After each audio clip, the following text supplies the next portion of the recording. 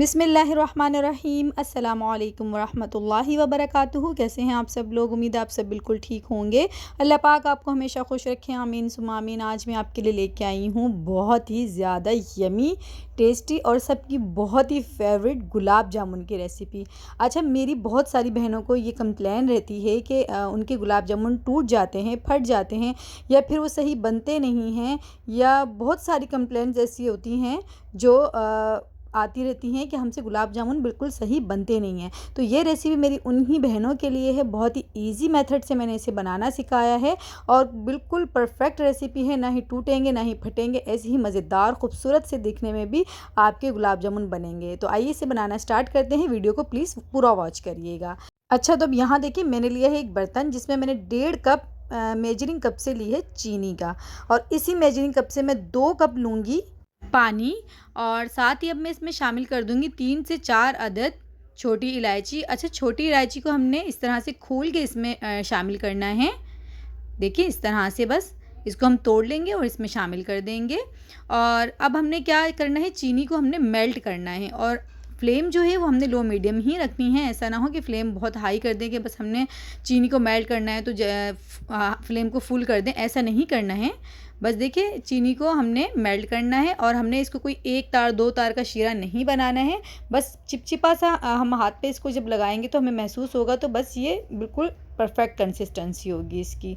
तो बस ये रेडी है। इसमें अब मैं 3 से 4 ड्रॉप जो हैं लेमन जूस के डाल दूंगी। और देखिए, मैंने कोई बहुत ज़्यादा इसमें लेमन जूस नहीं डाला है कि हाफ़ टी स्पून 1 टीस्पून, ऐसा कुछ भी नहीं, सिर्फ 3 से 4 ड्रॉप। तो बस ये देखिए, शीरा जो है वो हमारा रेडी है, उसे एक साइड पे रख देंगे। अब यहाँ हम गुलाब जामुन की डो तैयार कर लेते हैं। तो उसके लिए मैंने 1 कप मेजरमेंट वाले कप से लिया है मिल्क पाउडर, और साथ ही मैंने 2 टेबल स्पून लिया है सूजी का, ये बारीक सूजी है, और 3 टेबल स्पून मैं लूँगी मैदा। तो देखिए, मैंने हर चीज़ बिल्कुल परफेक्ट मेजरमेंट से ली है। और यहाँ देखिए, बेकिंग पाउडर इसमें शामिल करेंगे 3-4 टीस्पून, यानी कि हाफ़ टी स्पून से थोड़ा ज़्यादा। तो बस ये इन सब चीज़ों को थोड़ा सा हम मिक्स कर लेंगे। अच्छा, मिक्स ऐसे नहीं करना है कि बहुत ज़ोर ज़ोर से हम इसको मिक्स कर रहे हैं, बिल्कुल हल्के हाथों से करना है। अब यहाँ मैंने 1 टेबल स्पून यानी 1 खाने के चम्मच इसमें घी शामिल किया है, और ये मेल्टेड घी है। तो बस दोबारा से इसको देखिए मिक्स कर रही हूँ, और मैं सिर्फ इसको अपनी उंगलियों से मिक्स कर रही हूँ, अपनी हथेली का इस्तेमाल नहीं करना है हमने इसमें। अब देखिए, यहाँ लिया है मैंने एक अंडा, जिसको मैं अच्छी तरह से फेंट लूँगी, और इस अंडे में से तकरीबन 2 टेबल स्पून मैं इसमें शामिल कर दूँगी।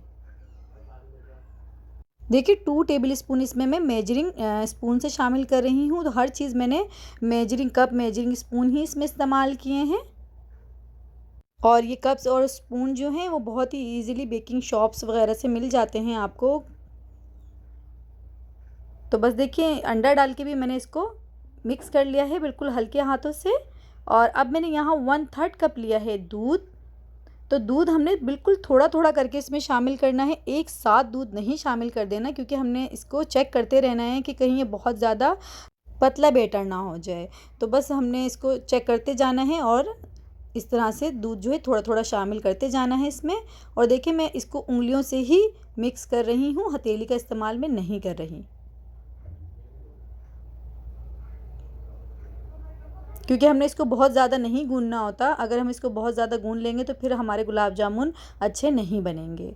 अच्छा, यहाँ मैं अपनी सिस्टर्स को एक बात ये भी बता दूँ कि अगर आपको कोई कहे कि नीडो दूध से बनाना है, तो आप कभी भी नीडो बुनियाद इस्तेमाल नहीं करिएगा। उससे आपकी कोई मिठाई नहीं बनेगी, कोई रसमलाई नहीं बनेगी। अगर आपने नीडो ही इस्तेमाल करना है तो जो येलो कलर में आता है वो आप इस्तेमाल करिएगा। उससे इंशाल्लाह आपकी मिठाई वगैरह या रसमलाई वगैरह बहुत अच्छी बनेंगी। तो इस चीज़ का आपने ख़्याल करना है, नीडो बुनियाद नहीं इस्तेमाल करना है। तो देखिए, दूध जो है ये 1/3 कप ही गया है इसमें हमारा। और आपको अभी ये डो जो है ये बहुत स्टिकी लग रही होगी, लेकिन जब हम इसको 2 से 3 मिनट का रेस्ट देंगे तो ये बिल्कुल परफेक्ट कंसिस्टेंसी में आ जाएगी, जैसी हमें चाहिए होगी।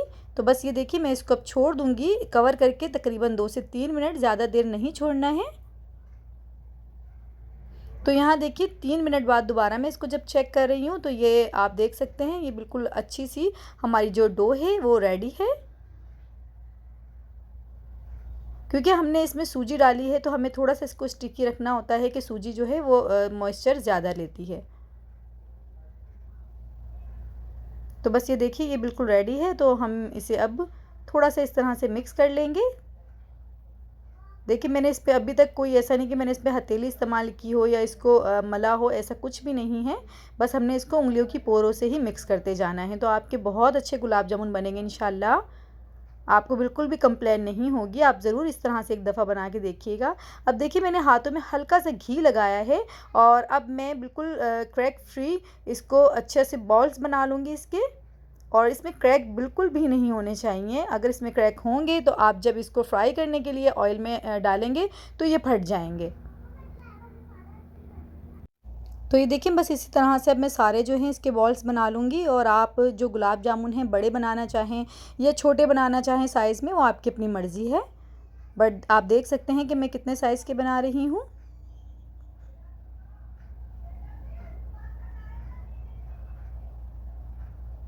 تو یہاں دیکھیے سارے جو ہیں گلاب جامن ان کی بالز میں نے بنا لی ہیں، اور اب ہم اس کو کریں گے فرائی۔ دیکھیے ایک جو ہے میں نے پہلے ہی اس کو بال بنا کے اس میں ڈال دی تھی چیک کرنے کے لیے کہ یہ ٹوٹ تو نہیں رہے، تو الحمدللہ سے دیکھیے ماشاءاللہ یہ بہت بہت پیارا سا بنا ہے۔ تو اب باقی بھی میں سارے اس میں ڈال دوں گی فرائی کرنے کے لیے۔ اچھا دیکھیں آئل جو ہے وہ بہت زیادہ گرم نہیں ہونا چاہیے، آئل اتنا اس کی فلیم آپ بالکل لو میڈیم رکھیں، اور جب ہم اس میں اپنے گلاب جامن ڈالیں گے آئل میں تو اس کا ٹیمپریچر اتنا ہونا چاہیے کہ بس اس کے ببل جو ہیں وہ تھوڑی دیر بعد ہی اٹھنا شروع ہوں۔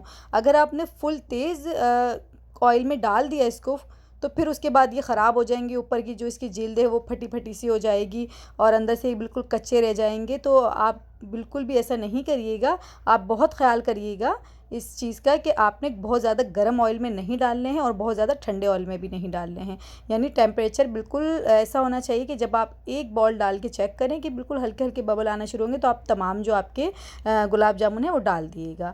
اب دیکھیں اس کو بہت زیادہ ہم نے ہلانا نہیں ہے، ڈال کے تھوڑی دیر بعد آپ کوئی اسٹک لے لیں، کوئی اسپون لے لیں، اس کی مدد سے بالکل ہلکا ہلکا ہم نے اس کو ہلاتے رہنا ہے تاکہ ہر جگہ پہ ایون ایک ہی جیسا کلر آئے اس پہ۔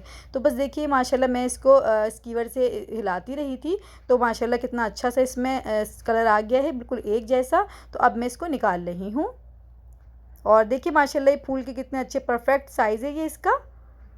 تو بس یہاں دیکھیے ماشاءاللہ ہماری گلاب جامن جو ہیں بہت اچھی بن کے تیار ہوئی ہیں، اور اس کو میں آئل سے نکالتے ساتھ ہی اس کو شیرے میں ڈال دوں گی، اور شیرہ جو ہے وہ ہمارا یہاں پر نیم گرم ہونا چاہیے، اور زیادہ گرم بھی ہوگا تو چلے گا بٹ ٹھنڈا نہیں ہونا چاہیے۔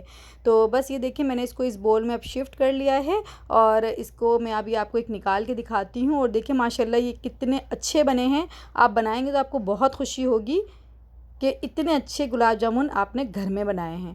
تو یہ دیکھیے ماشاءاللہ یہ کتنے سافٹ کتنے اسپنجی بنے ہیں، تو آپ دیکھ سکتے ہیں اندر سے کتنے جالی دار ہیں یہ، اور آپ بنائیں گے تو آپ کو ایسا لگے گا کہ آپ بہت بڑی کوئی بیکری سے لے کے آئیں، اتنے مزیدار یہ بنے تھے۔ تو ضرور بنائیے گا اور مجھے فیڈ بیک ضرور بھیجیے گا، اور پلیز میری ویڈیو کو لائک اور شیئر ضرور کر دیجیے گا، اور میرے چینل کو سبسکرائب کرنا بالکل بھی نہ بھولیے گا۔ تو ملتے ہیں انشاءاللہ نیکسٹ ریسیپی میں، دعاؤں میں یاد رکھیے گا۔ اللہ حافظ۔